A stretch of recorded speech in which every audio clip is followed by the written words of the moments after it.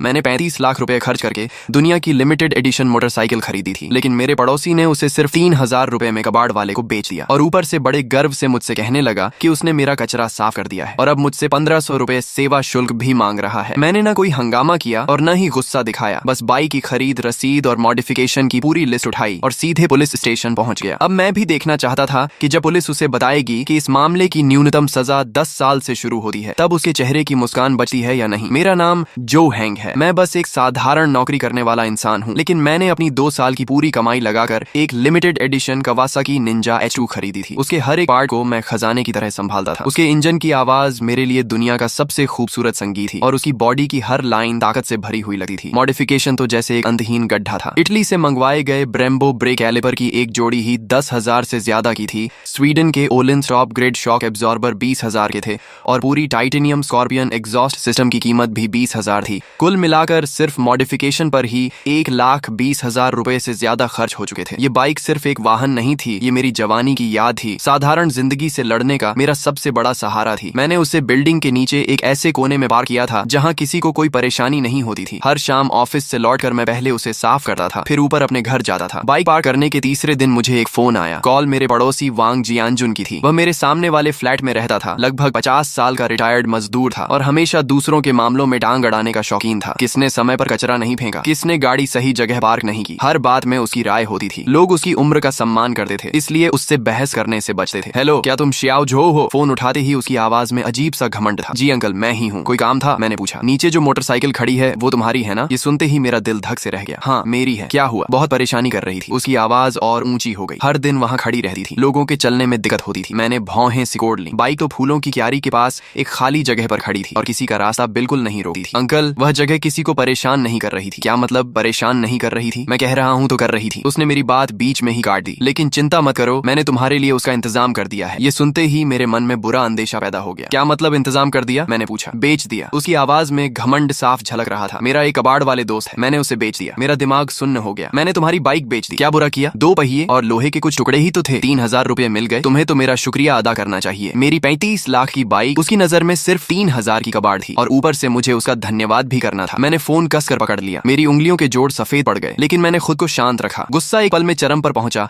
और अगले ही पल बर्फ जैसी ठंडी समझदारी में बदल गया। ऐसे लोगों पर चिल्लाना और बहस करना सबसे बेकार तरीका होता है। उसे क्या पता लिमिटेड एडिशन क्या होता है, ब्रेम्बो क्या होता है और ओलिंस क्या होता है। उसकी दुनिया में उसने मेरा कचरा साफ किया था और अच्छी कीमत पर बेचा था, इसलिए वही मेरा उपकार करने वाला था। श्याओ झो, चुप क्यों हो गए? खुशी के मारे बोलती बंद हो गई क्या? वह लगातार बोले जा रहा था। याद रखना, उन 3,000 में से आधे मेरे हैं। अगर मेरी पहचान नहीं होती तो तुम्हारी कबाड़ बाइक 1,000 में भी नहीं बिकी। मैंने आगे कुछ नहीं सुना। ठीक है अंकल, समझ गया। मैंने बिल्कुल शांत आवाज में इतना कहा और फोन काट दिया। कमरे में सन्नाटा छा गया। खिड़की से आती धूप भी आंखों में चुभ रही थी। मैं अपने स्टडी रूम में गया और दराज खोली। अंदर फाइलों का एक बड़ा ढेर रखा था। 23 लाख रुपए की खरीद रसीद, 12 लाख रुपए की मॉडिफिकेशन लिस्ट, हर आइटम का ब्रांड, मॉडल, प्राइस और परचेज डेट साफ साफ दर्ज था। मैंने सभी प्रिंटेड दस्तावेज एक साथ करीने से जमा किए। कुल 37 पन्ने थे। मैं उन फाइलों को शांत नजरों से देखता रहा। मेरी आंखें गहरे पानी की तरह स्थिर थीं। वांग जियानजुन, ये रास्ता तुमने खुद चुना है। अगर तुम्हें लगता है कि उसकी कीमत सिर्फ 3,000 है, तो अब कानून तुम्हें बताएगा कि उसकी असली कीमत कितनी है। अगले दिन मैंने ऑफिस से छुट्टी ली, फाइलों का मोटा बंडल उठाया और घर के पास वाले पुलिस स्टेशन पहुंच गया। वहां मेरी मुलाकात एक युवा पुलिस अधिकारी ली से हुई। कॉमरेड, क्या समस्या है? उन्होंने मुझे पानी का गिलास देते हुए पूछा। ऑफिसर, मैं रिपोर्ट दर्ज करवाने आया हूँ। मेरी मोटरसाइकिल चोरी हो गई है। अधिकारी ली ने सिर हिलाया और रिपोर्ट बुक निकाल ली। नाम, पहचान पत्र नंबर, मैंने सारी जानकारी दे दी। अब बताइए, बाइक कब और कहां से गायब हुई? कल दोपहर मेरे घर के नीचे से। कौन सा मॉडल था? कितने समय से आपके पास थी? खरीद की रसीद है? अधिकारी ली लगातार सवाल पूछते हुए नोट्स लेते जा रहे थे। उनके लिए मोटरसाइकिल या इलेक्ट्रिक स्कूटर चोरी होना एक आम मामला था। Kawasaki Ninja H2 limited edition. Oh Kawasaki, उन्होंने सिर हिलाया, लेकिन साफ था कि उन्हें इस मॉडल की असली कीमत का अंदाजा नहीं था। रसीद और बाकी सारे दस्तावेज मेरे पास हैं। मैंने हाथ में पकड़ी फाइल उनके सामने रखी। फाइल काफी मोटी थी, जिसे देखकर वे थोड़ा हैरान हुए। उन्होंने सबसे ऊपर रखी खरीद रसीद उठाई। जैसे ही उनकी नजर 23 लाख रुपए की रकम पर पड़ी, उनका हाथ अचानक रुक गया। उन्होंने सिर उठाकर मुझे दोबारा गौर से देखा। उनकी आंखों में हैरानी साफ दिखाई दे रही थी। कॉमरेड, क्या आपको यकीन है कि यह रसीद असली है? बिल्कुल। मैंने अपना पहचान पत्र और खरीद अनुबंध भी उनके सामने रख दिया। मालिक की सारी जानकारी मेरी है, आप जांच कर सकते हैं। अधिकारी ली का चेहरा गंभीर हो गया। उन्होंने फाइल उठाई और एक एक पन्ना ध्यान से पलटना शुरू कर दिया। ब्रेम्बो ब्रेक कैलिपर की कीमत 12,000 थी। ओलिंस का रियर शॉक एब्जॉर्बर 21,000 का था और स्कॉर्पियन की पूरी एग्जॉस्ट सिस्टम 33,000 की थी। जैसे जैसे अधिकारी ली पन्ने पलटे गए, उनकी गति धीमी होती गई और चेहरे का भाव भी गंभीर होता चला गया। जब वे आखिरी पन्ने तक पहुंचे और कुल रकम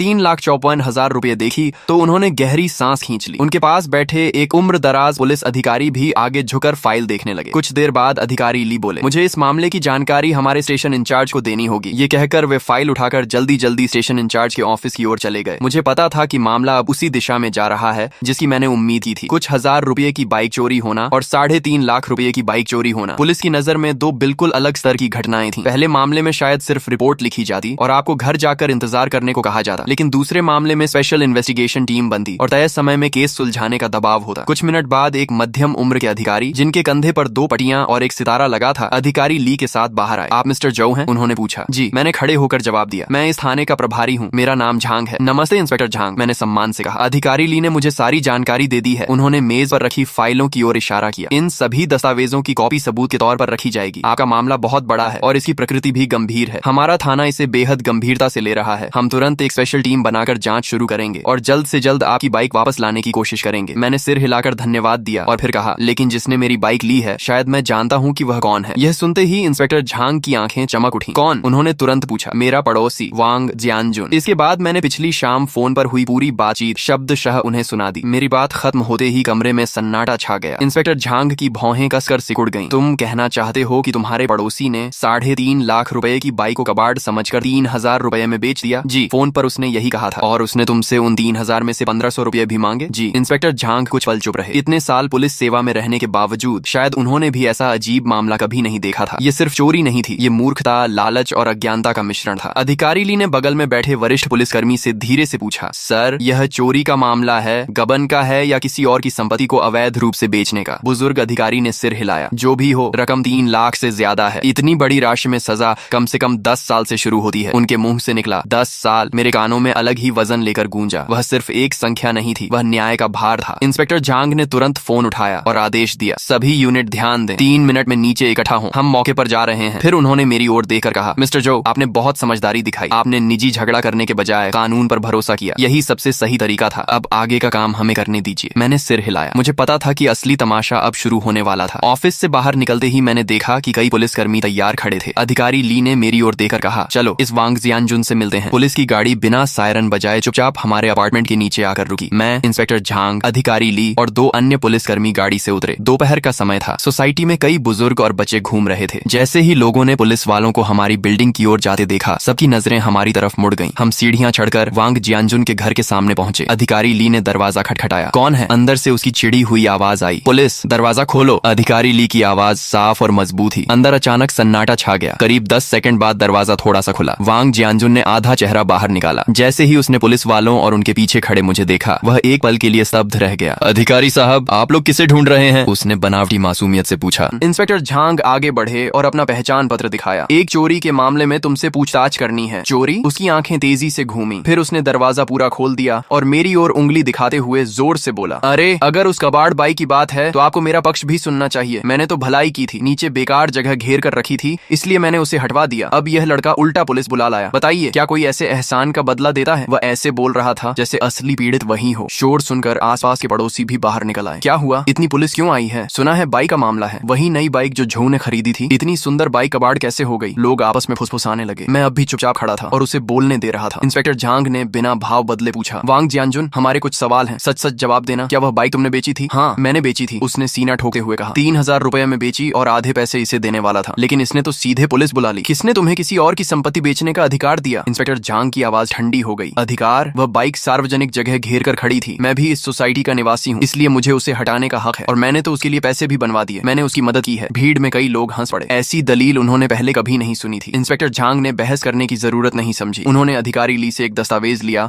और उसके सामने खोल दिया। वांग जियानजुन, आंखें खोलकर देखो, यह बाइक मालिक जो हेंग की खरीद रसीद और मॉडिफिकेशन लिस्ट है। बाइक की मूल कीमत 2,30,000 रुपए और मॉडिफिकेशन पर 1,24,000 रुपए खर्च हुए हैं। कुल कीमत 3,54,000 रुपए है। हमारे कानून के अनुसार इतनी बड़ी रकम की चोरी पर 10 साल से लेकर उम्र कैद तक की सजा हो सकती है। इंस्पेक्टर झांग का हर शब्द हथौड़े की तरह उसके दिमाग पर गिर रहा था। वांग जियानजुन की आंखें दस्तावेज पर जमी रह गईं। उसके चेहरे का घमंड और अकड़ पल भर में गायब हो गई। उसकी आंखें फैल गईं और मुंह खुला रह गया। गले से बस टूटी फूटी आवाज निकल रही थी, नहीं, यह असंभव है। एक मोटरसाइकिल की कीमत 3 लाख से ज्यादा कैसे हो सकती है? तुम लोग झूठ बोल रहे हो, सब मिलकर मुझे फंसा रहे हो। उसकी आवाज कांप रही थी। तभी उसकी पत्नी लिछुई हुआ घर के अंदर से भागती हुई बाहर आई। क्या हुआ? क्या बात है? लेकिन जैसे ही उसने दरवाजे पर पुलिस और और बाहर जमा पड़ोसियों की भीड़ देखी, उसके चेहरे का रंग भी उड़ गया। अधिकारी साहब, जरूर कोई गलतफहमी हुई है। मेरे पति तो बहुत सीधे साधे इंसान हैं। इंस्पेक्टर झांग ने उसे ठंडी नजर से देखा। गलतफहमी? तुम्हारे पति ने अपने पड़ोसी की 3,54,000 रुपए की बाइक 3,000 में बेच दी है, इसे तुम गलतफहमी कहती हो? ये सुनते ही ली छुई हुआ की आंखें फट गई। क्या 3,54,000? उसकी चीख पूरे गलियारे में गूंज उठी। उसी पल वहां मौजूद हर व्यक्ति ने गहरी सांस खींची। सबकी नजरें मेरी ओर मुड़ गईं। पहले उनमें सहानुभूति थी, फिर हैरानी और अब सम्मान था। किसी ने कल्पना भी नहीं की थी कि नीचे खड़ी वह मोटरसाइकिल एक घर की डाउन पेमेंट जितनी कीमत रखती है। वांग जियानजुन का चेहरा पूरी तरह सफेद पड़ चुका था। वह दरवाजे का सहारा लेकर खड़ा था और ऐसा लग रहा था कि किसी भी पल गिर जाएगा। 3,54,000, 10 साल से ज्यादा की जेल, ये दो बातें उसके दिमाग में हथौड़े की तरह गूंज रही थीं और उसकी सारी हिम्मत टूट चुकी थी। तभी उसकी पत्नी ने उसका हाथ पकड़कर जोर जोर से हिलाना शुरू किया। जल्दी बताओ, बाइक किसे बेची थी? जल्दी उसे वापस लाओ। 3 लाख से ज्यादा की रकम हम कहां से भरेंगे? वांग जियानजुन के होंठ कांप रहे थे, लेकिन काफी देर तक उसके मुंह से एक शब्द भी नहीं निकला। बोलते ही अधिकारी ली आगे आए और सख्त आवाज में बोले, वांग जियानजुन, अभी और तुरंत हमें बताओ कि तुमने बाइक किसे बेची है और खरीदार कहाँ है? वांग जियानजुन की आंखों में पूरी तरह निराशा छा चुकी थी। उसने अपनी पत्नी की ओर देखा और टूटे हुए शब्दों में बोला, मैंने कबाड़ खरीदने वाले को बेच दी थी। अब वो इंसान भी नहीं मिल रहा और पैसे भी मैंने जुआ खेलकर हार दिए। ये सुनते ही ली छुई हुआ जोर से रो पड़ी। वह जमीन पर बैठ गई और हाथ पैरों के सहारे घिसटते हुए मेरी ओर आई और मेरे पैंट पकड़ ली। श्याओ झो, नहीं मिस्टर झो, कृपया हमारे साथ दया करो और मेरे पति को छोड़ दो। वह बस एक बूढ़ा और समझदार न होने वाला इंसान है, उसे कुछ नहीं पता। उसकी चीखें बेहद दर्दनाक और टूटे हुए भावों से भरी थी। उसके चेहरे पर आंसू और नाक बह रही थी और अब उसमें पहले जैसा कोई घमंड नहीं बचा था। आसपास खड़े पड़ोसी इशारे कर करके बातें कर रहे थे। सच में 3,50,000? हे भगवान, इस बार तो वांग जियानजुन फंस गया। ये फंसना नहीं है, ये तो सीधा खुद को मशीन में डालने जैसा है। ठीक ही हुआ, हमेशा छोटे फायदे उठाता था, अब सजा मिल गई। मैं नीचे देखकर ली छुई हुआ को देख रहा था। मेरे चेहरे पर कोई भाव नहीं था। दया शायद थोड़ी हो, लेकिन दया के साथ अक्सर गलत कामों की जिम्मेदारी भी जुड़ी होती है। अगर आज मेरी बाइक सिर्फ 3,000 की होती तो क्या वह लोग ऐसे ही रोते? नहीं, तब वे दोनों मिलकर मुझे ही गलत साबित करते और ऊपर से 1,500 रुपए भी खुशी खुशी रख लेते। मैंने हल्के से अपना पैर खींचा और उसके हाथ से खुद को छुड़ाया और शांत आवाज में कहा, ये बातें तुम अदालत में जाकर कहना। मेरी आवाज तेज नहीं थी, लेकिन वहां मौजूद हर इंसान तक साफ पहुंच गई। ली छुई हुआ स्तब्ध रह गई और मुझे अविश्वास से देखने लगी। शायद उसने नहीं सोचा था कि मैं इतने हालात में भी इतना ठंडा रह सकता हूँ। इंस्पेक्टर झांग ने अधिकारी ली की तरफ इशारा किया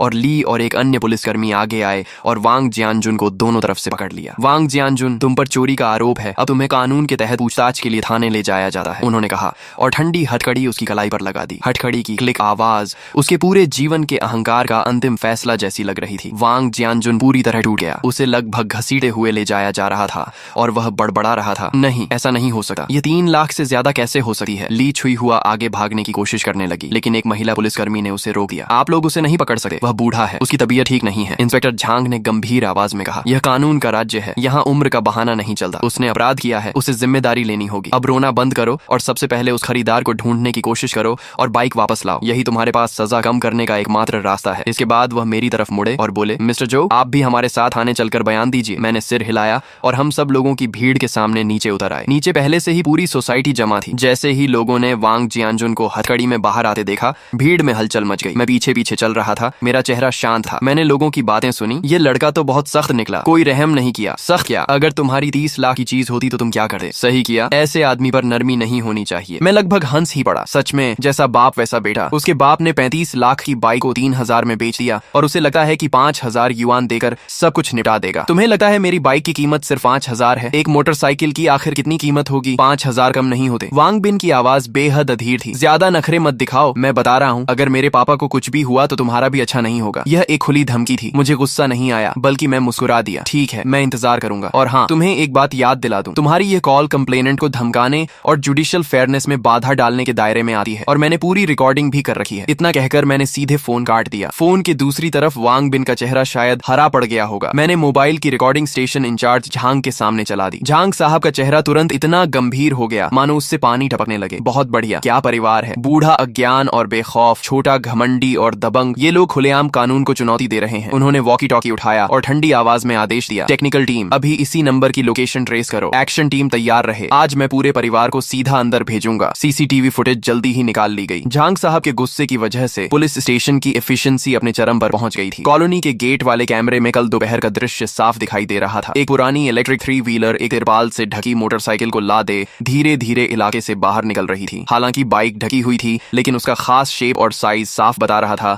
कि वह मेरी निंजा H2 थी। वही है। मैंने स्क्रीन पर घास की टोपी पहने आदमी की ओर इशारा किया। फुटेज जूम करो और उसका चेहरा साफ निकालो। झांग साहब ने आदेश दिया। टेक्निकल स्टाफ ने तुरंत काम शुरू किया और थोड़ी ही देर में उसकी एक साफ साइड फेस फोटो प्रिंट कर दी गई। ये फोटो लेकर आसपास के स्क्रैप यार्ड और कम्युनिटीज में पूछताछ करो, मुझे यह आदमी चाहिए। पुलिसकर्मी तुरंत निकल पड़े। मैं स्टेशन में ही रुक गया और खबर का इंतजार करने लगा। इंतजार का समय बेहद कठिन था। मुझे नहीं पता था मेरी बाइक किस हालत में होगी। क्या उसे पूरी तरह खोलकर पार्ट्स में बदल दिया गया होगा या कहीं छिपा दिया गया होगा। मैं सबसे बुरे नतीजे के बारे में सोचना भी नहीं चाहता था। करीब 1 घंटे बाद झांग साहब के वॉकी टॉकी से आवाज आई, रिपोर्ट सर, आदमी मिल गया है शहर के बाहरी इलाके में एक बड़े स्क्रैप रिसाइकलिंग फैक्ट्री में। बाइक? झांग साहब ने तुरंत पूछा। बाइक भी यही है, पूरी तरह सुरक्षित। जैसे ही मैंने पूरी तरह सुरक्षित सुना, मेरी तनी हुई नसें आखिरकार ढीली पड़ गईं। ऐसा लगा जैसे शरीर की सारी ताकत निकल गई हो और मैं कुर्सी से टिक गया। बहुत बढ़िया, मैंने लंबी सांस छोड़ी। झांग साहब के चेहरे पर भी मुस्कान आ गई। मिस्टर जो, चलिए हम साथ चलकर देखते हैं। हम तुरंत गाड़ी से शहर के बाहरी इलाके वाले स्क्रैप रिसाइकलिंग फैक्ट्री की ओर निकल पड़े। कच्ची और उबड़ खाबड़ सड़क पर लगभग 15 मिनट तक झटके खाने के बाद हम वहां पहुंचे। सामने का दृश्य काफी विशाल था। पुरानी धातु, प्लास्टिक और कार्डबोर्ड के ढेर छोटे छोटे पहाड़ों जैसे लगे हुए थे। हवा में जंग और इंजन ऑयल की मिली जुली अजीब सी गंध फैली हुई थी। मेरी निंजा H2 वहां ऐसे खड़ी थी जैसे कोई राजकुमार गलती से झुग्गी बस्ती में पहुंच गया हो। एक बड़े टिन शेड के नीचे मेरी बाइक को और भी बड़े वाटरप्रूफ कवर से ढका गया था। कुछ पुलिसकर्मी उसके पास पहरा दे रहे थे और लियू नाम का स्क्रैप डीलर जमीन पर बैठा उदास चेहरे के साथ पूछताछ झेल रहा था। मैं तेजी से आगे बढ़ा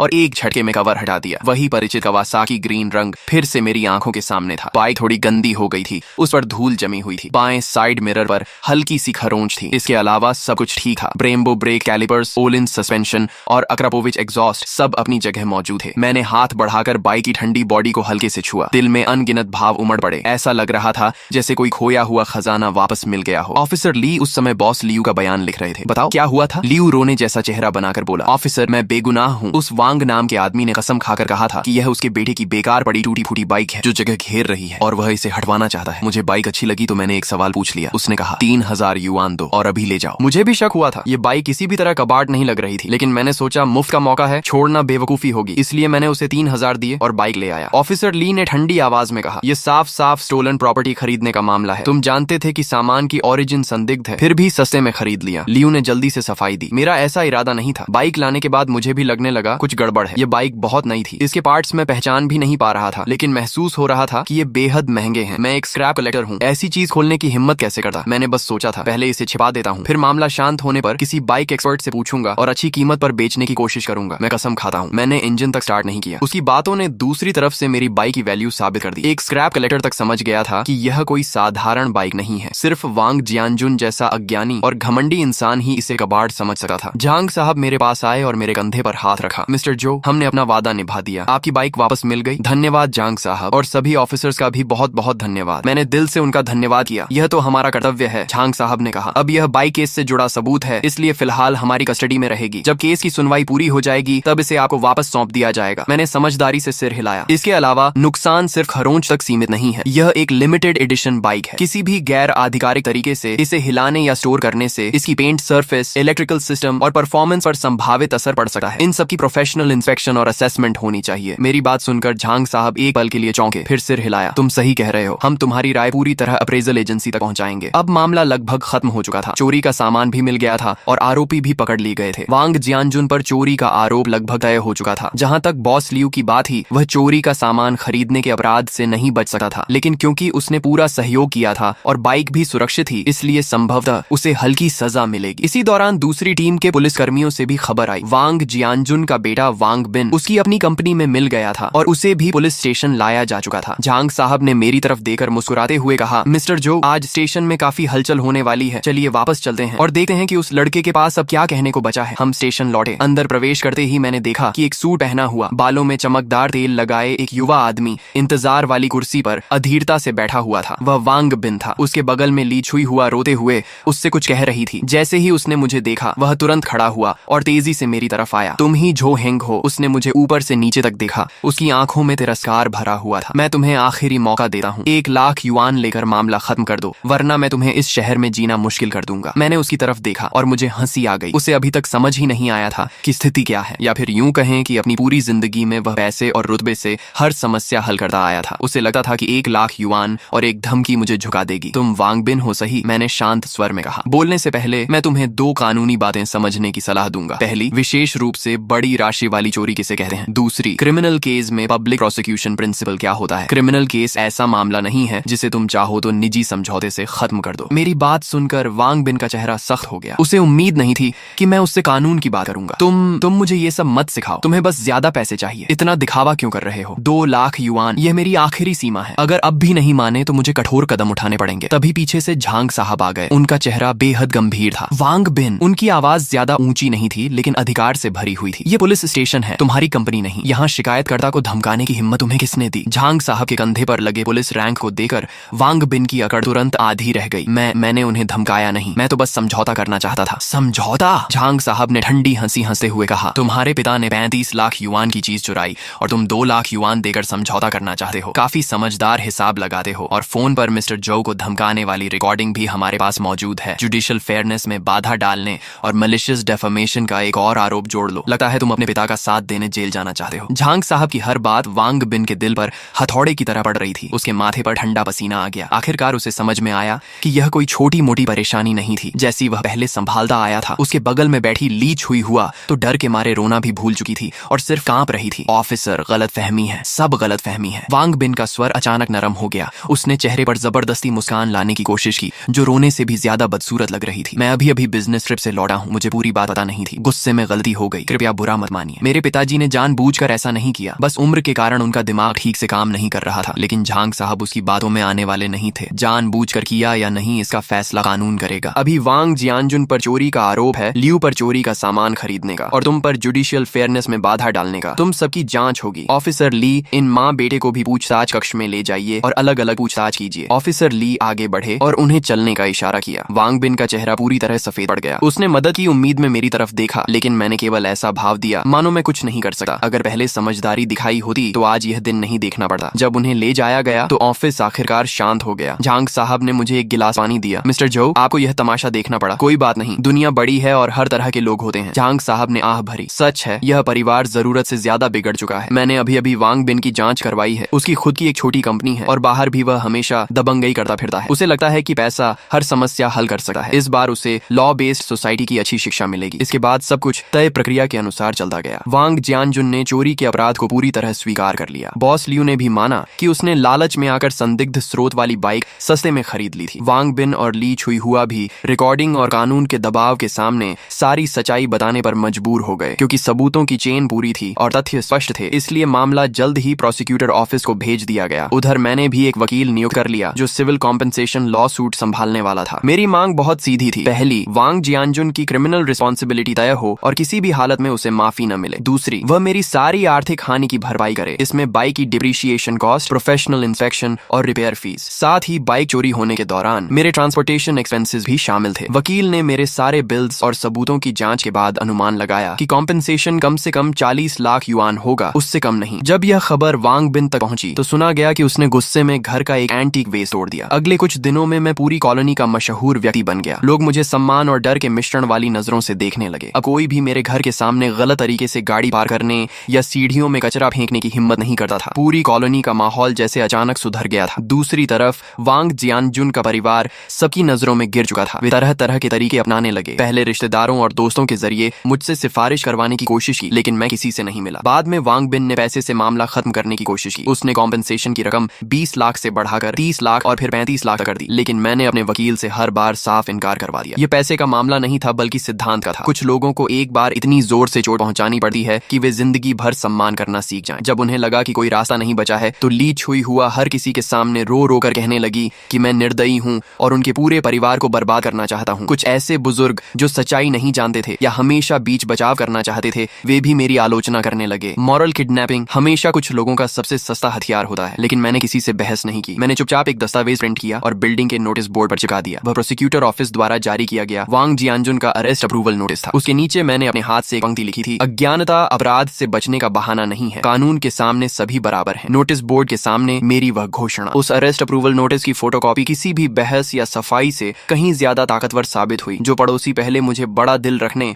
और माफ कर देने की सलाह दे रहे थे, अब वे मुझे देखते ही रास्ता बदल लेते थे। उनकी नजरों में सम्मान के साथ साथ एक हल्का सा डर भी था। वे मुझसे नहीं डरते थे बल्कि उस तरीके से डरते थे जिसमें मैं आम लोगों की तरह व्यवहार नहीं करता था, लेकिन फिर भी पूरी तरह कानून और तर्क के दायरे में रहता था। ली छुई हुआ का रोना धोना भी बंद हो गया। वह अब बिल्डिंग के नीचे बैठकर खुद को बेचारा साबित करने की कोशिश खुश नहीं करती थी, क्योंकि नोटिस बोर्ड के सामने से गुजरने वाला हर व्यक्ति उसे तिरस्कार भरी नजरों से देखता था। लेकिन मैं जानता था कि यह सिर्फ तूफान से पहले की शांति है। वांग परिवार इतनी आसानी से हार मानने वाला नहीं था, खासकर वांग बिन। वह ऐसा इंसान था जो हमेशा पैसे और ताकत से समस्याएं हल करता आया था। पुलिस स्टेशन से बाहर आने के बाद उसने एक बार भी मुझसे संपर्क नहीं किया। यह बिल्कुल असामान्य था। उसके स्वभाव के हिसाब से या तो वह बुरी तरह बौखला चुका होता या फिर किसी बड़े षड्यंत्र की तैयारी कर रहा होता। मैंने लापरवाही नहीं की। मैंने अपने वकील को फोन किया और वांग बिन को लेकर अपनी चिंता बताई। वकील ने मुझे सावधान रहने, अपनी पर्सनल सेफ्टी का ध्यान रखने और हर गतिविधि पर नजर रखने की सलाह दी। साथ ही उसने बताया कि क्रिमिनल केस अब प्रोसिक्यूटर ऑफिस के पब्लिक प्रोसिक्यूशन प्रोसेस में प्रवेश कर चुका है। वांग जियानजुन की जेल की सजा लगभग तय मानी जा रही थी। हमारी सिविल लॉ सूट भी आधिकारिक रूप से दाखिल की जा चुकी थी और अब सिर्फ सुनवाई का इंतजार था। ऊपर से देखने पर सब कुछ सही दिशा में बढ़ रहा था, लेकिन मेरे दिल की बेचैनी लगातार बढ़ती जा रही थी। सोमवार को मैं हमेशा की तरह ऑफिस काम पर गया। मैं जिस कंपनी में काम करता था वह एक मध्यम आकार की इंटरनेट एंटरप्राइज थी जो एंटरप्राइज सर्विसेज का काम करती थी। मैं वहाँ प्रोजेक्ट मैनेजर था। न बहुत बड़ा पद और न बहुत छोटा। काम काफी रहता था, लेकिन नौकरी सम्मानजनक थी। जैसे ही मैं ऑफिस पहुंचा मुझे माहौल कुछ अजीब लगा। सहकर्मी मुझे देकर नजरें चुरा रहे थे। कुछ लोग जो आमतौर पर मेरे काफी करीबी थे कुछ कहना चाहते थे, लेकिन कह नहीं पा रहे थे। मेरे दिल में अचानक एक झटका सा लगा। लगता है आखिरकार वह चाल चल दी गई थी। मैं अपनी सीट पर जाकर बैठा और कंप्यूटर चालू ही किया था कि एडमिनिस्ट्रेशन डिपार्टमेंट का एक कर्मचारी मेरे पास आया। जो हैंग, मिस्टर चेन आपको अपने ऑफिस में बुला रहे हैं। मिस्टर चेन हमारी कंपनी के मालिक थे। 40 साल से ऊपर उम्र, तेज दिमाग और बेहद सक्षम व्यक्ति। वह आमतौर पर मेरे जैसे स्तर के कर्मचारियों को सीधे अपने ऑफिस नहीं बुलाते थे। लगता है वांग बिन के हाथ अब कंपनी तक पहुंच चुके थे। मैंने गहरी सांस ली, अपने कपड़े ठीक किए और जनरल मैनेजर ऑफिस की तरफ चल पड़ा। ऑफिस का दरवाजा खुला हुआ था। मिस्टर चेन अपनी बड़ी कुर्सी पर बैठे थे। उनके चेहरे पर कोई खास भाव नहीं था। ये समझना मुश्किल था कि वह खुश हैं या नाराज। मिस्टर चेन, आपने बुलाया? मैंने पूछा। बैठो। उन्होंने सामने वाली कुर्सी की ओर इशारा किया। मैं बैठ गया और अपनी कमर सीधी रखी। मैंने खुद से कोई सफाई देने की कोशिश नहीं की, क्योंकि मुझे पता था कि मेरे आने से पहले वांग बिन अपनी तरफ की कहानी में खूब मिर्च मसाला लगाकर उन्हें सब कुछ बता चुका होगा। अब देखना यह था कि मिस्टर चेन किसकी बात पर भरोसा करते हैं। करीब आधा मिनट खामोशी रही। फिर आखिरकार मिस्टर चेन बोले, जो हैंग, आज मुझे एक फोन आया था दिंगशेंग ग्रुप के वांग बिन का। दिंगशेंग ग्रुप वांग बिन की कंपनी का नाम था। नाम सुनने में बड़ा लगता था, लेकिन असल में वह एक छोटी सप्लाई चेन कंपनी ही थी। हालांकि हाल ही में वे हमारी कंपनी के साथ एक कोऑपरेशन प्रोजेक्ट पर बातचीत कर रहे थे। अगर वह डील हो जाती तो हमारी कंपनी को अच्छा खासा ऑर्डर मिल सकता था। उसने मुझे तुम्हारे बारे में बहुत कुछ बताया। मिस्टर चेन की नजरें मेरे चेहरे पर टिक गईं,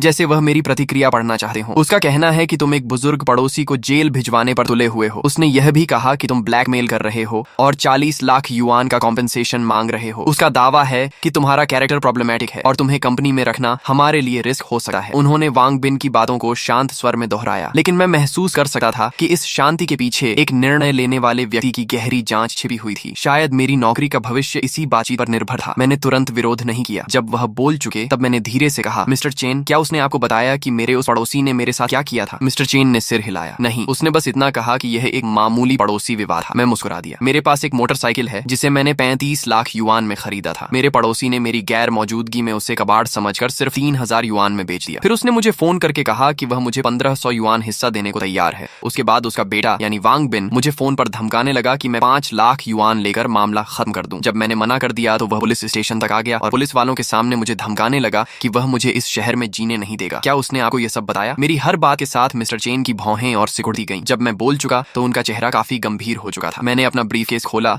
और वही दस्तावेज निकाले जो पहले पुलिस को दिए थे। बाइक की परचेस इनवॉइस, मॉडिफिकेशन लिस्ट और इंपोर्ट कस्टम्स डिक्लेरेशन। मैंने उन्हें धीरे से उनकी मेज पर रख दिया। फिर मैंने अपना मोबाइल निकाला और एक रिकॉर्डिंग चला दी। मैं बता रहा हूँ, अगर मेरे पापा को कुछ हुआ तो तुम्हारा भी अच्छा नहीं होगा। वांग बिन की घमंडी आवाज शांत ऑफिस में बेहद कर्कश लग रही थी। अब मिस्टर चेन के चेहरे को सिर्फ खराब नहीं कहा जा सकता था, वह पूरी तरह सख्त और गंभीर हो चुका था। उन्होंने मेज पर रखे दस्तावेज तेजी से पलटने शुरू किए। जब उनकी नजर उन महंगे मॉडिफिकेशन पार्ट्स की सूची पर गई तो उनकी आंखों में हैरानी की झलक दिखी। रिकॉर्डिंग खत्म होने के बाद उन्होंने सिर उठाकर मेरी तरफ देखा। उनकी नजरें बदल चुकी थीं। जो हैंग, तो तुम भी एक एंथुसियास्ट हो? मैं एक पल के लिए चौंका, लेकिन फिर समझ गया। मिस्टर चेन, क्या आपको भी गाड़ियों का शौक है? मिस्टर चेन मुस्कुराए। वह उठकर ऑफिस के एक कोने में रखी अलमारी तक गए और उसका दरवाजा खोला। अंदर फाइलें नहीं बल्कि कई शानदार कार मॉडल्स रखे हुए थे। उनमें से एक पोर्श 911 GT3 का मॉडल भी था। जब मैं जवान था तब मुझे भी गाड़ियों का बहुत शौक था। बाद में उम्र बढ़ी और समय कम हो गया। अब बस यही मॉडल्स बची हुई यादें हैं। उन्होंने पोर्श मॉडल उठाया और हल्के से उसकी धूल साफ की। Brembo brakes, all in suspension, इन चीजों के पीछे दो तरह के लोग पागल होते हैं, या तो बिना सोचे समझे दिखावा करने वाले, या फिर वे लोग जिन्हें मशीनों और परफॉर्मेंस से सच्चा प्यार होता है। मुझे लगता है तुम दूसरी श्रेणी में आते हो। ये कहते हुए वह मेरी ओर मुड़े। तुमने इस मामले को बहुत अच्छी तरह संभाला मूर्खता मूर्खता और घमंड का सामना हमेशा सबसे शांत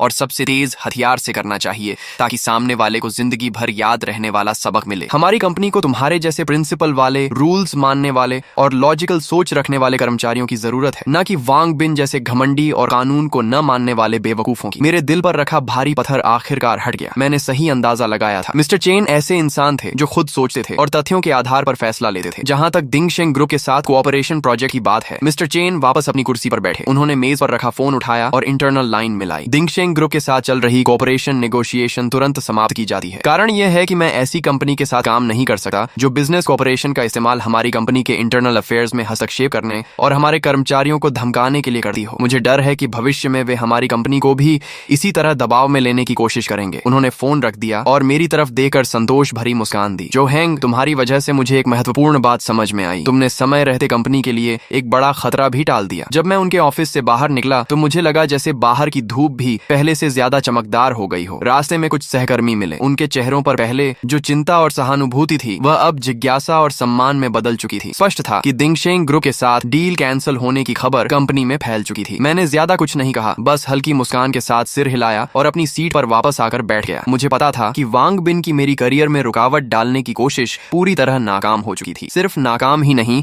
उसने खुद अपने पैरों पर कुल्हाड़ी मार ली थी। उस जैसी छोटी कंपनी के लिए हमारी कंपनी एक बहुत महत्वपूर्ण पोटेंशियल क्लाइंट थी। यह कॉन्ट्रैक्ट खोना उसके लिए निश्चित रूप से भारी नुकसान था। उसी शाम मेरे वकील का फोन आया। मिस्टर जो, आपको एक अच्छी खबर दूं, आपकी बाइक की डैमेज असेसमेंट रिपोर्ट आ गई है और नतीजे हमारी उम्मीद से भी बेहतर हैं। उनकी आवाज में उत्साह साफ झलक रहा था। कैसे? मैंने पूछा। असेसमेंट एजेंसी ने बहुत प्रोफेशनल काम किया है। उन्होंने सिर्फ साइड मिरर की स्क्रैच रिपेयर कॉस्ट का ही आकलन नहीं किया, बल्कि हमारे उस तर्क को भी स्वीकार किया है कि लिमिटेड एडिशन व्हीकल को गैर आधिकारिक तरीके से हिलाने और स्टोर करने से संभावित नुकसान हो सकता है। रिपोर्ट में कहा गया है कि बाइक को गैर पेशेवर लोगों द्वारा गैर पेशेवर उपकरणों से ट्रांसपोर्ट किया गया और खराब माहौल में रखा गया, जिससे उसकी पेंट सरफेस पर कई सूक्ष्म स्क्रैचेस आई हैं जो सामान्य आंखों से दिखाई नहीं देती। साथ ही उसके प्रिसीजन इलेक्ट्रॉनिक सिस्टम्स में नमी और धूल जमा होने का भी जोखिम पैदा हुआ है। रिपोर्ट में पूरे वाहन की highest standard deep cleaning, maintenance और सिस्टम इंस्पेक्शन की सिफारिश की गई है। इन सभी खर्चों को जोड़ने पर डायरेक्ट इकोनॉमिक लॉस 48,000 युआन आंका गया है। उन्होंने थोड़ी देर रुकर आगे कहा, और यह तो सिर्फ शुरुआत है, इसमें वह हिडन लॉस शामिल नहीं है जो बाइक की चोरी की घटना के कारण सेकंड हैंड मार्केट वैल्यू में कमी के रूप में हुआ है। इस पर भी एक्सपर्ट्स ने ओपिनियन दिया है और अनुमान लगाया है कि बाइक की कीमत में 10% से 15% तक की गिरावट आई है। यानी सिर्फ वाहन के नुकसान के आधार पर ही हम कम से कम 80,000 युआन से अधिक कॉम्पेंसेशन क्लेम कर सकते हैं। मैं उनकी बात सुनते हुए मन ही मन उनकी प्रोफेशनलिज्म की और भी ज्यादा इज्जत करने लगा। वास्तव में प्रोफेशनल काम हमेशा प्रोफेशनल्स को ही सौंपना चाहिए, लेकिन वकील अभी रुके नहीं। और यह सबसे महत्वपूर्ण बात भी नहीं है। सबसे महत्वपूर्ण यह है कि यह रिपोर्ट क्रिमिनल केस की सेंटेंसिंग बेसिस के रूप में प्रोसिक्यूटर ऑफिस को भेजी जाएगी। पहले क्योंकि बाइक बरामद हो गई थी, इसीलिए कोर्ट सजा तय करते समय कुछ नरमी बरत सकता था, लेकिन अब जब यह साबित हो गया है कि इस घटना ने गंभीर परिणाम पैदा किए हैं, तो वांग जियानजुन का अपराध और मजबूत हो गया है। मुझे लगता है कि 10 साल से ज्यादा की सजा से वह बच नहीं पाएगा। फोन कटने के बाद मेरे मन में मिश्रित भावनाएं थीं। मैं कोई क्रूर इंसान नहीं था और न ही किसी को बर्बाद करने में मुझे आनंद आता था, लेकिन जिस क्षण वांग जियानजुन ने मेरी बाइक बेच दी थी, उसी क्षण उसने अपने लिए सबसे गंभीर परिणाम तय कर लिए थे। अज्ञानता और मूर्खता कभी भी अपराध से बचने का बहाना नहीं बन सकती। अगले कुछ दिनों तक वांग बिन पूरी तरह गायब रहा। मुझे खबर मिली कि दिंगशेंग ग्रुप की कैश फ्लो चेन में कुछ समस्याएं आने लगी हैं। मिस्टर चेन अपने बिजनेस सर्कल में काफी प्रभावशाली व्यक्ति थे। उन्होंने खुलकर कह दिया था कि वांग बिन का कैरेक्टर खराब है और उसके काम करने का कोई बॉटम लाइन नहीं है। नतीजतन कई कंपनियां जो पहले उसके साथ काम करने पर विचार कर रही थीं, अब रिस्क असेसमेंट दोबारा करने लगी थीं। बटरफ्लाई इफेक्ट धीरे धीरे सामने आने लगा था। शायद वांग बिन इस समय इतनी समस्याओं में घिर चुका था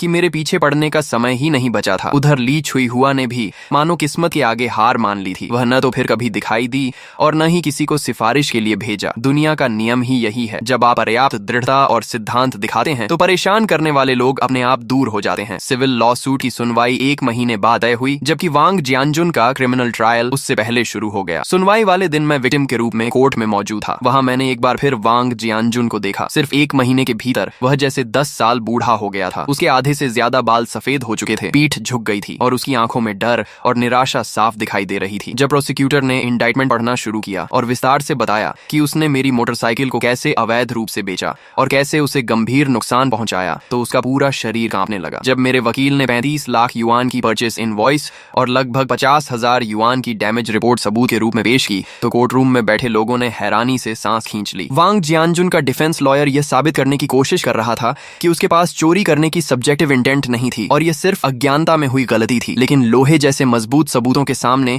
ये दलीलें बेहद कमजोर लग रही थीं। फिर जज ने पूछा, प्रतिवादी, क्या आपको अपने किए पर पछतावा है? वांग जियानजुन ने सिर उठाकर मेरी तरफ देखा। उसकी धुंधली आंखें कांप रही थीं। मैं गलत था, मैं सचमुच गलत था। मुझे आपकी बाइक को हाथ नहीं लगाना चाहिए था। मुझे थोड़े से पैसे के लालच में नहीं पड़ना चाहिए था। उसकी आवाज भर्रा गई थी। यह पहली बार था जब मैंने उसके चेहरे पर सच्चा पछतावा देखा, लेकिन अब बहुत देर हो चुकी थी। कोर्ट कोई सब्जी मंडी नहीं होती और न्याय कोई ऐसी चीज नहीं होती जिस पर मोल भाव किया जा सके। फाइनल स्टेटमेंट के समय मैंने बोलने से इनकार कर दिया क्योंकि मुझे लगा अब कुछ कहने की जरूरत नहीं है। तथ्य खुद सब कुछ बता चुके थे। फिर जज ने फैसला सुनाया। प्रतिवादी वांग जियानजुन चोरी के अपराध का दोषी पाया जाता है। अपराध की राशि अत्यंत बड़ी है और इसके गंभीर परिणाम हुए हैं। तथ्य स्पष्ट हैं और सबूत पर्याप्त हैं। अपराध की परिस्थितियों तथा पश्चाताप को ध्यान में रखते हुए उसे 11 वर्ष के फिक्स टर्म इम्प्रिजनमेंट, 3 वर्ष के पॉलिटिकल राइट्स डिप्रीवेशन और 50,000 युआन के फाइन की सजा दी जाती है। फैसला सुनते ही वांग जियानजुन की आंखें पलट गईं और वह सीधे प्रतिवादी की सीट पर ढह गया। दर्शक दीर्घा के कोने से ली छुई हुआ की दिल दहला देने वाली चीख सुनाई दी। मैं शांतिपूर्वक खड़ा हुआ, पीछे मुड़कर नहीं देखा और कोर्ट रूम से बाहर निकल गया। बाहर आसमान बेहद नीला था। मैं जानता था कि वांग जियानजुन का फैसला अब समाप्त हो चुका है, लेकिन वांग बिन और उसके पूरे परिवार की असली परीक्षा अभी शुरू हुई थी। सिविल कॉम्पेंसेशन के 40 लाख युआन अभी भी उनके सिर पर बाकी थे। फैसले के बाद वांग परिवार की दुनिया पूरी तरह बिखर गई। 11 साल की जेल किसी 50 वर्ष से अधिक उम्र के व्यक्ति के लिए क्या मायने रखती है, यह बताने की जरूरत नहीं थी। सुना कि ली छुई हुआ गंभीर रूप से बीमार पड़ गई और आधे महीने से ज्यादा अस्पताल में रही। उधर वांग बिन के सामने और भी बड़ी समस्या खड़ी हो गई। उसके पिता पर 50,000 युआन का फाइन लगाया गया था और मेरी 400,000 युआन की सिविल कॉम्पेंसेशन केस भी समय पर सुनवाई के लिए पहुंच गई। कोर्ट में वांग बिन के वकील ने कॉम्पेंसेशन अमाउंट कम करवाने की पूरी कोशिश की। उन्होंने वाहन को नुकसान पहुंचने की बात तो मानी, लेकिन कॉम्पेंसेशन की रकम पर आपत्ति जताई। उनका कहना था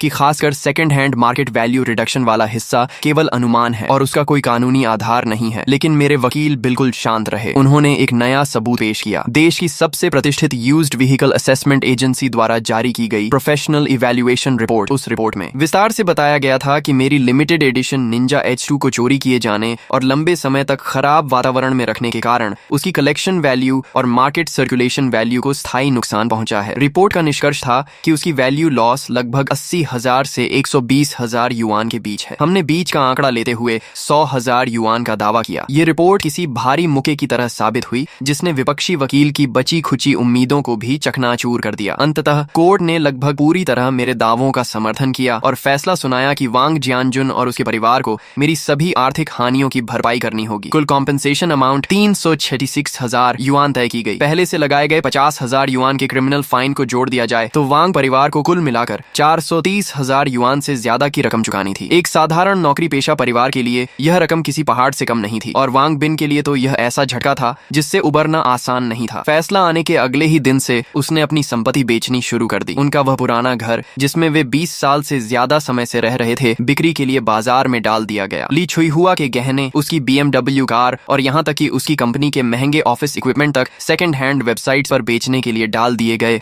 फिर भी इतनी बड़ी रकम जुटाने में उसकी कमर टूट गई। दिंगशेंग ग्रुप पहले ही हमारी कंपनी का ऑर्डर खोने के बाद मुश्किल में था। अब मालिक खुद मुकदमों में घिरा हुआ था और कंपनी की पूंजी भी लगभग खत्म हो चुकी थी। जल्द ही कंपनी की हालत इतनी खराब हो गई कि उसका संचालन मुश्किल हो गया। जब दीवार गिरती है तो हर कोई धक्का देने आ जाता है। जिन कंपेटिटर्स को उसने पहले परेशान किया था और जिन सप्लायर्स के पैसे उसने रोक रखे थे, वे सभी एक एक करके उसके पीछे पड़ गए। 2 महीने भी नहीं बीते थे कि दिंगशेंग ग्रुप ने आधिकारिक रूप से बैंक्रप्सी लिक्विडेशन की घोषणा कर दी। जो वांग बिन कभी सबकी नजरों में सफल प्रेसिडेंट वांग था, वह अब लोगों की नजरों में एक बदनाम डिफॉल्टर बन चुका था। इस दौरान उसने एक बार अपने वकील के माध्यम से मुझसे संपर्क किया। उसने अनुरोध किया कि मैं उसे कुछ अतिरिक्त समय दे दूं ताकि वह कॉम्पेंसेशन अमाउंट किस्तों में चुका सके। मैंने उसकी बात मान ली, लेकिन एक शर्त रखी। मैंने कहा कि उसे एक पब्लिक अपॉलॉजी लेटर लिखना होगा जिसमें वह पूरी सच्चाई बताए। उसके पिता की लालच और अज्ञानता, उसकी अपनी घमंड भरी हरकतें, मुझे धमकाने की कोशिश और जुडिशियल फेयरनेस में हस्तक्षेप करने के प्रयास, सब कुछ बिना छिपाए विस्तार से लिखना होगा और फिर उस माफीनामे को कॉलोनी के नोटिस बोर्ड पर पूरे 1 महीने तक लगाकर रखना होगा। वांग बिन काफी देर तक चुप रहा, लेकिन आखिरकार उसने यह शर्त मान ली क्योंकि उसके पास कोई दूसरा विकल्प नहीं था। कुछ दिनों बाद नोटिस बोर्ड पर लगी लाल रंग की अरेस्ट नोटिस के बगल में एक नई सफेद शीट दिखाई दी। वह वांग बिन का अपॉलॉजी लेटर था। उस पत्र के शब्द पश्चाताप और विनम्रता से भरे हुए थे। उसकी पंक्तियों में उस पुराने घमंडी वांग बिन की कोई झलक नहीं बची थी। कॉलोनी के लोग रोज वहां से गुजरते समय रुक कर उसे पढ़ते और फिर एक लंबी सांस भरते। ये किसी भी भाषण या सीख से कहीं ज्यादा प्रभावशाली चेतावनी थी। उसने सभी को एक बात सिखा दी, कभी किसी की सीमा लांघने की कोशिश मत करो और कानून की गरिमा को चुनौती देने की भूल मत करो, क्योंकि तुम कभी नहीं जानते कि तुम्हारे सामने दिखने वाला यह बिल्कुल साधारण सा पड़ोसी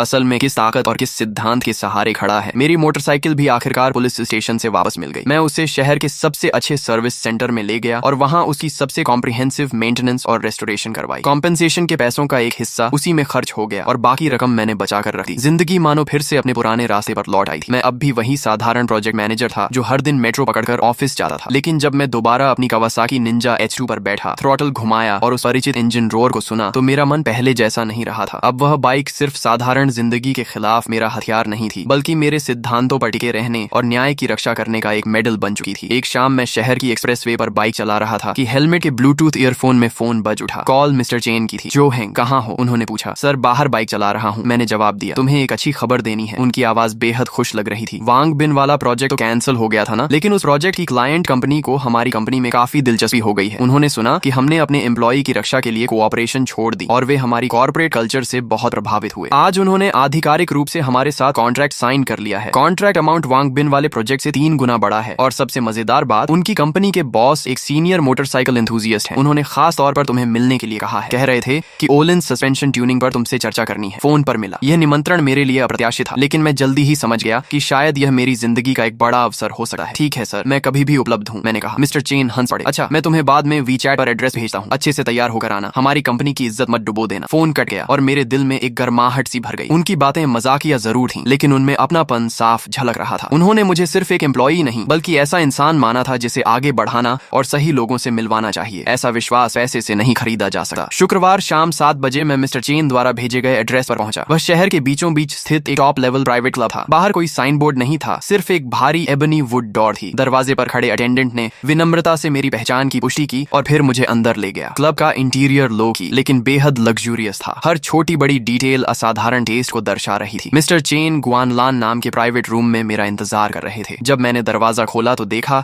कि वह लगभग 50 वर्ष के एक सज्जन व्यक्ति के साथ बड़ी खुशी से बातचीत कर रहे थे। उस व्यक्ति ने एक सलीकेदार चाइनीज ट्रेडिशनल जैकेट पहन रखी थी। उसका व्यवहार शालीन था, आंखें गहरी थीं और उसकी हर हरकत में एक सफल नेता की स्थिरता दिखाई देती थी। स्पष्ट था कि वही क्लाइंट कंपनी के चेयरमैन थे, मिस्टर चेन। मैंने आगे बढ़कर अभिवादन किया। ओह, जो हैंग आ गए। मिस्टर चेन तुरंत उठे और मुस्कुराते हुए बोले, आइए आपकी मुलाकात करवाता हूँ। ये हैं होंगयुएन टेक्नोलॉजी के चेयरमैन मिस्टर ली वेहान। और ली सर, यही हैं हमारी कंपनी के प्रोजेक्ट मैनेजर जो हैंग, जिनके बारे में मैंने आपको बताया था। नमस्ते ली सर, मैंने बिना झिझक हाथ बढ़ाया। तो तुम जो हैंग हो? ली वेहान मुस्कुराए और मजबूती से हाथ मिलाया। उनकी हथेली चौड़ी और ताकतवर थी। उनकी नजरों में उत्सुकता और प्रशंसा दोनों थी। तुम्हारे बारे में मिस्टर चेन ने सब बताया है। तुमने हालात को बहुत समझदारी से संभाला, हिम्मत भी है और दिमाग भी। तुम बड़े काम करने की क्षमता रखते हो। यह तारीफ पूरी तरह दिल से निकली हुई लग रही थी। आप ज्यादा तारीफ कर रहे हैं, मैंने विनम्रता से कहा। मैंने सिर्फ वही किया जो मुझे सही लगा। बहुत बढ़िया। ली वेहान जोर से हंसे। आजकल सही काम करते रहना ही अपने आप में एक दुर्लभ गुण है। आओ बैठकर आराम से बात करते हैं। डिनर का माहौल मेरी उम्मीद से कहीं ज्यादा सहज था। हमने बिजनेस की ज्यादा बात नहीं की। ली वेहान और मिस्टर चेन दोनों ने बड़ी स्वाभाविकता से बातचीत को हमारे साझा शौक यानी मोटरसाइकिल्स की ओर मोड़ दिया। सुना है तुम्हारे पास निंजा H2 है? ली वेहान ने पूछा। जी हाँ, मैंने जवाब दिया। उनकी आंखें चमक उठी। वह तो कमाल की मशीन है। भाई लोग, आज के लिए बस इतना ही। अगर इस वीडियो पर अच्छा रिस्पॉन्स आया और आप लोगों ने भरपूर सपोर्ट दिखाया